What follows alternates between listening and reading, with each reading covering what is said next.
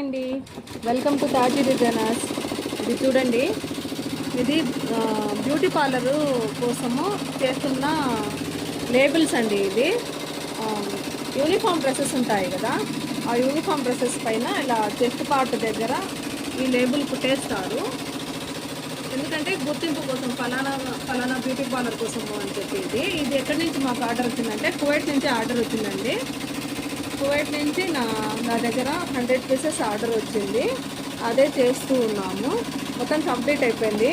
Saloon name వచ్చేసి saloon రవాన్ అల్ Khaleej అంట.